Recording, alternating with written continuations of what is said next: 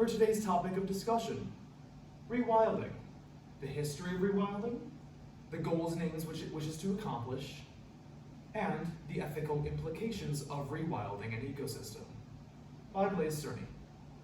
So, where did it all begin? Well, let's see. As for the history of rewilding, signs of increasingly widespread worry about the state of the natural world due to industrialization were first being expressed through the efforts of early 20th century conservationists, a famous example of whom being the 26th President of the United States himself, Theodore Roosevelt. However, the term rewilding was not truly realized until the 1970s, when it was proposed by biologist Michael Soule and philosopher Reid Noss for the first time. So, now that we have a brief history of how it came to be, what exactly is rewilding in the first place? Ultimately, rewilding is a progressive approach to conservationism, mostly consisting of decreasing human involvement in ecosystems to the maximum possible extent, and thereby allowing nature to retake and reshape areas which may have been negatively impacted by human intrusion. It takes a step further, however, than traditional conservationism, by stating that it is not enough for humans to be present in environments in a conscious manner, but instead claims that humans should actively remove themselves from natural environments to the greatest extent possible. Replanting trees in deforested area, and allowing for the trees to regrow without any further human involvement, is but one hypothetical example of rewilding. But that's a hypothetical. How about some real examples of rewilding actually working? Well, I have two.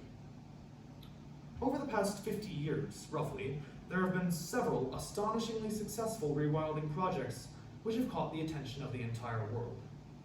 In Europe, spanning 21.6 square miles, the Oostvaarderplassen Nature Reserve in the Netherlands was founded in 1968 and serves as home to species of wild horses and red deer native to northern Europe. Due to a lack of human interference in the park's ecosystem since its founding, the area's biodiversity is far greater than that of the settled area surrounding it. Another major example of rewilding is the restoration of Yellowstone National Park. After hunting wolves to extinction in the 1920s, the coyote population in Yellowstone ran rampant, and the elk population exploded due to a lack of natural predators, which led, of course, to massive amounts of overgrazing, not just on grasses, but on willow and aspen trees. Without these trees, beavers could no longer build dams, and riverbanks began to erode. Furthermore, without the presence of riverside trees or beaver dams, the populations of freshwater fish began to plummet due to a rise in water temperature. And this rise in water temperature was caused by a lack of shade being given from the willow trees, which were no longer present. So, after the reintroduction of wolves into the Yellowstone ecosystem, however, and minimal human involvement from that point onwards, the park's ecosystem began to recover. After 10 years, the willow tree population rebounded completely, and the aspens soon followed after roughly another decade. With the return of the trees came the return of songbirds and beavers. And with the trees back and the beavers building dams, the river temperatures cooled down and the freshwater fish soon returned. As of today, Yellowstone National Park is widely considered to be a recovered ecosystem, and one of the greatest examples of rewilding in action to date.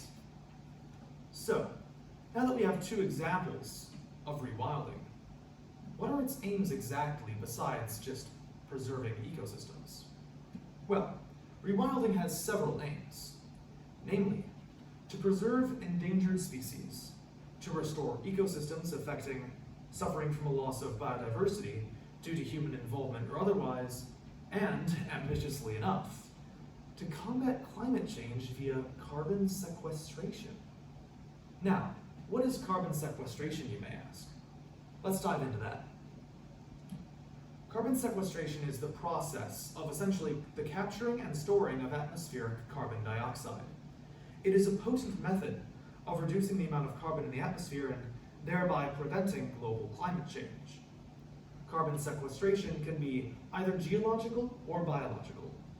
Geological carbon sequestration refers to the process of artificially storing carbon dioxide in underground geologic formations, usually being pressurized until it becomes a liquid, which is then followed by its injection into porous rock formations in geological basins.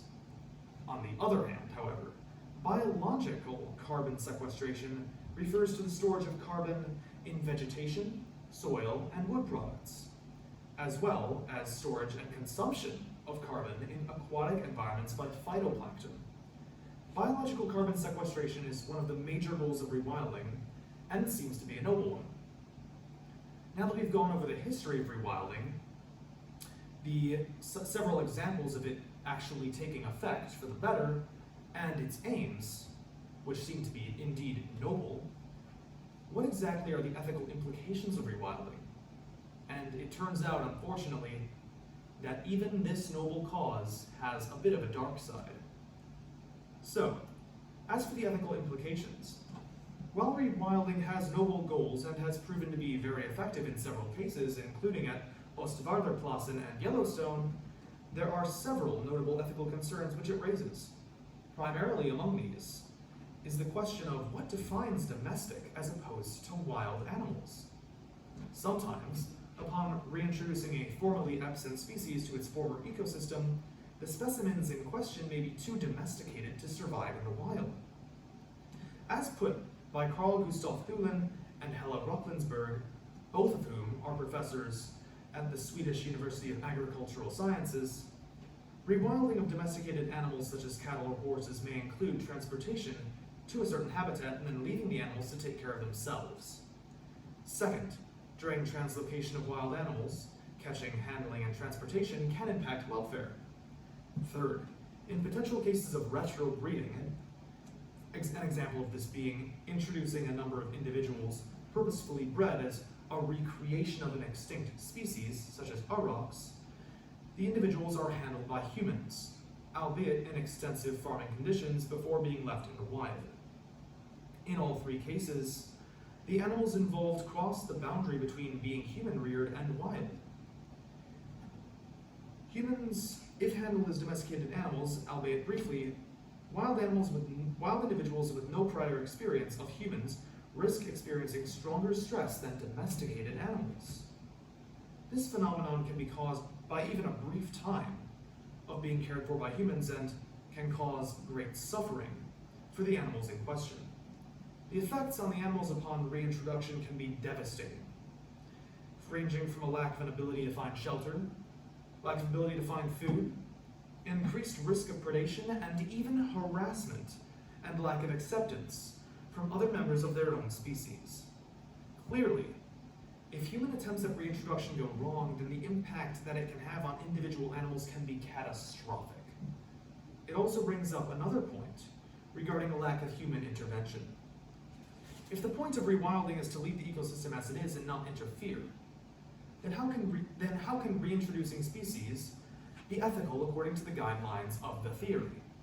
Additionally, reintroduction of species puts the restorer into a caretaking position of power, also in conflict with the theory of rewilding in and of itself, due to its emphasis on the lack of human involvement in ecosystems. The whole action of reintroduction makes the level of personal responsibility that humans have over the ecosystem that they wish to rewild unclear. And so, what's our conclusion on this?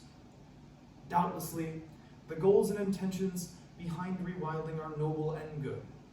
Even with there being several examples of rewilding projects turning out for the best, however, the troubling ethical implications regarding reintroduction, which sometimes, as in the case of wolves in Yellowstone, are necessary for ecological recovery, cannot be ignored. Thank you so much for listening. This is my works cited. Have a good day.